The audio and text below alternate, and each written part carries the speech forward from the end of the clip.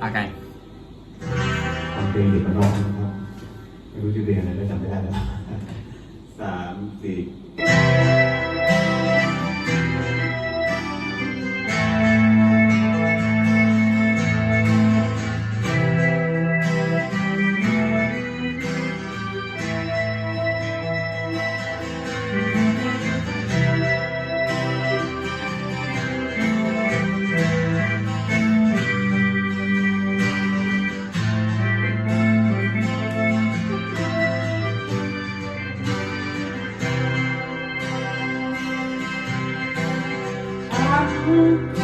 เป็นแค่เด็กบ้านนอกคนหนึ่งดวงดินป่า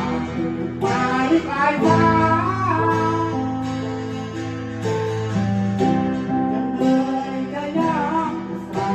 มาฟังคำกัน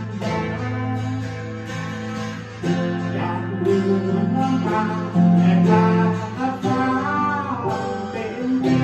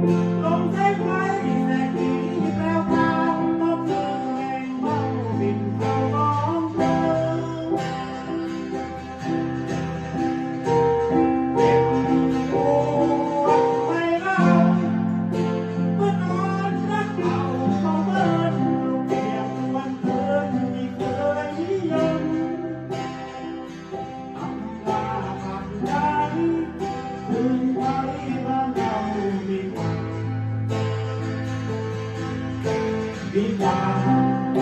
เป็นหมาในเมืองเราหนักมนฟ้ามองฟ้าฟังเสียงดาวรุ่งเกิดพันบ้าไม่ระบมแม่แม่งมลงอยู่ในเมือง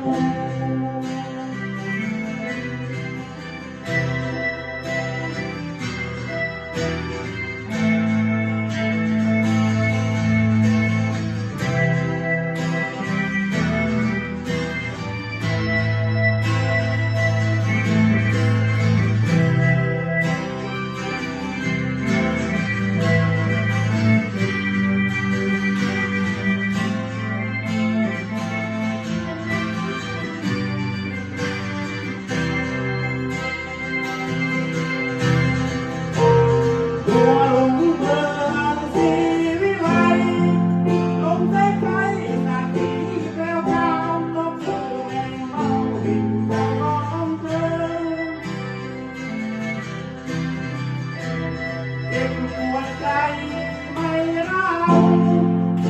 เมื่อนอนรักเขาเขาเบิร์นเขาเกี่ยวส่วนเกินที่เคยนิยมอำลาใจทิ้งไปบ้านเราดีกว่า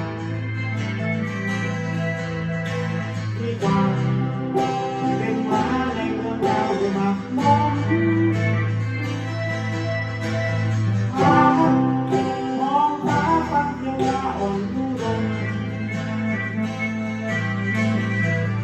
เลือกพันบ้า